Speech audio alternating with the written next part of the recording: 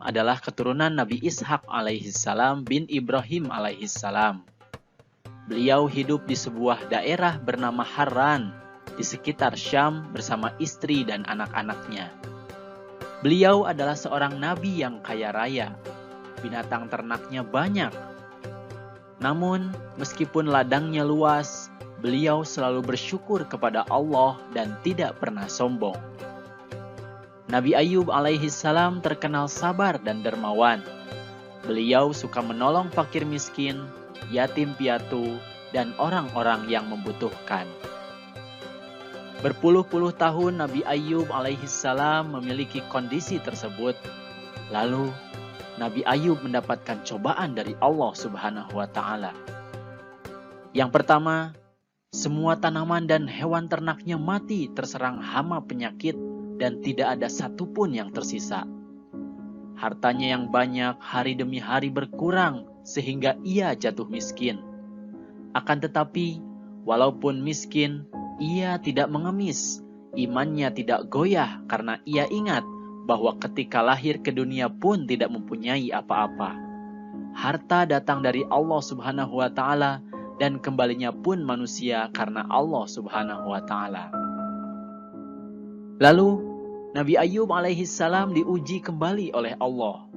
Yang kedua, putra-putri Nabi Ayub yang berjumlah 12 orang pun meninggal dunia. Namun, sekalipun musibah silih berganti dan membuat beliau merasa sedih, hal itu tidak membuat dirinya lupa beribadah dan memuji Allah Subhanahu wa Ta'ala. Kemudian pada ujian berikutnya, ketika bangun tidur, tiba-tiba Nabi Ayub alaihissalam diuji dengan penyakit kulit, bisul, panas, dan gatal. Akan tetapi, Nabi Ayub tetap bersyukur dan pasrah kepada Allah. Hari demi hari, penyakit Nabi Ayub semakin parah sehingga orang-orang menjauhinya. Bahkan, mereka mengusir Nabi Ayub alaihissalam ke padang pasir yang jauh dari keramaian penduduk karena takut tertular penyakit. Mendengar hal itu, Nabi Ayub alaihissalam tetap bersabar dan meninggalkan para penduduk itu.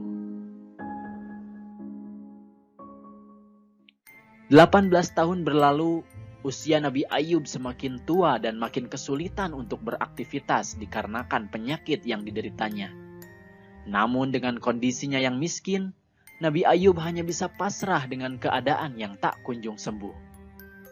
Hingga pada suatu saat, istri Nabi Ayub yang bernama Rahmah bertanya kepada Nabi Ayub alaihissalam, "Wahai Nabi Ayub, sampai kapan penderitaan ini akan berakhir? Kita sudah kehilangan harta, anak-anak, dan kesehatan yang pernah dimiliki." Mendengar ucapan istrinya itu, Nabi Ayub alaihissalam terkejut. Perkataan itu menandakan bahwa keimanan istrinya mulai lemah.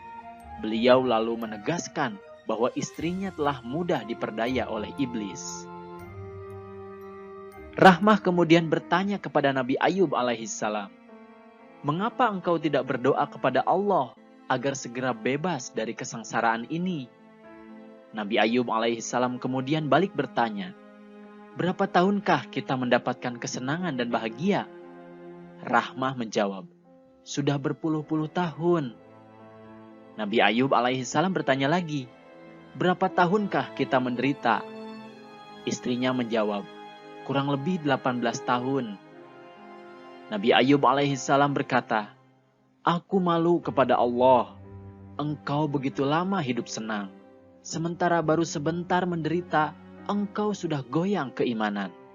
Maka mulai saat ini, engkau tidak perlu mengurusku lagi.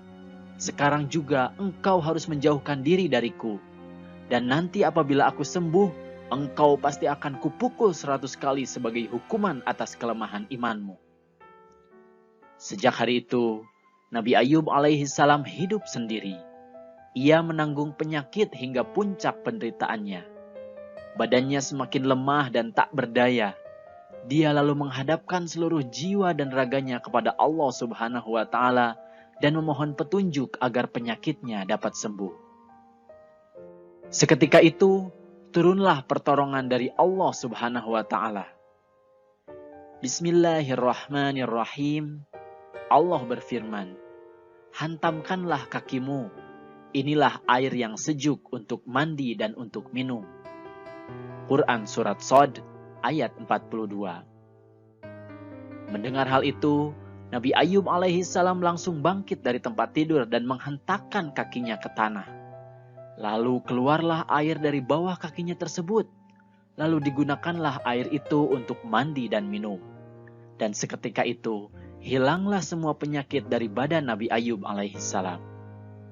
Sementara itu, istri Nabi Ayub alaihissalam yang sudah lama meninggalkannya, datang menengok Nabi Ayub. Dia pun terkejut. Dilihatnya Nabi Ayub alaihissalam sudah segar bugar kembali. Perawakannya terlihat muda serta gagah berseri-seri. Mula-mula dia masih ragu. Namun Nabi Ayub segera memanggil dan memegang istrinya. Barulah istrinya hilang keraguannya. Dan dia segera bersyukur kepada Allah Subhanahu wa Ta'ala atas kejadian yang dilihatnya. Nabi Ayub alaihissalam segera ingat janjinya bahwa bila sembuh, ia hendak memukul istrinya 100 kali. Namun ia tidak tega melakukan hal itu. Allah yang Maha Pengasih atas hambanya kemudian mewahyukan kepada Nabi Ayub. Bismillahirrahmanirrahim. Dan ambillah dengan tanganmu seikat rumput, maka pukullah dengan itu dan janganlah kamu melanggar sumpah. Sesungguhnya kami dapati dia atau Ayub seorang yang sabar. Dialah sebaik-baik hamba. Sesungguhnya dia amat taat kepada Tuhannya. Quran Surat Shad ayat 44.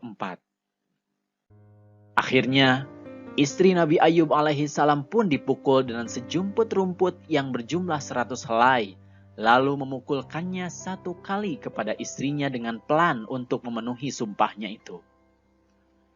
Keesokan harinya, berita tentang kesembuhan Nabi Ayub alaihissalam terdengar ke penjuru kota. Masyarakat pun membawakan barang-barang dan hewan ternak sebagai hadiah. Kemudian Allah Subhanahu wa Ta'ala memberikan harta kekayaan 2 kali lipat dari yang dulu pernah dimilikinya. Kemudian Allah pun memberi karunia kepada istrinya dengan hamil anak kembar beberapa kali, sehingga kondisi anggota keluarganya pun kembali seperti sedia kala. Nah adik-adik, itulah tadi kisah keteladanan Nabi Ayub alaihissalam. Beliau diberi ujian bertubi-tubi oleh Allah Subhanahu wa Ta'ala. Nah, dari kisah Nabi Ayub tersebut, kita dapat mengambil hikmah atau pelajaran. Di antaranya, yang pertama, hendaknya kita sabar ketika ditimpa musibah. Seberat apapun musibah yang kita alami, jangan sampai kita lupa bersyukur atas apa yang telah Allah berikan kepada kita. Kemudian yang kedua, jangan lupa untuk berdoa dan berikhtiar. Allah lah tempat kita meminta segala sesuatu. Sehingga hanya kepadanya lah kita harus berdoa. Lalu setelah berdoa, kita harus berusaha atau berikhtiar untuk mendapatkan apa yang kita harapkan. Selanjutnya yang ketiga, jangan sampai kita melupakan janji yang telah kita ucapkan. Sekecil apapun yang kita janjikan, baik kepada orang tua, guru, teman, ataupun sesama, kita harus berusaha untuk memenuhinya.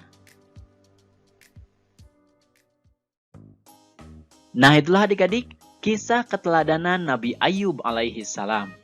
Semoga kalian bisa memahami dan juga bisa menceritakan sifat terpuji dari kisah keteladanan Nabi Ayub alaihissalam tersebut, terutama dari segi kesabarannya. Oke, itu saja video pembelajaran yang bisa kakak sampaikan. Jangan lupa like dan subscribe ya.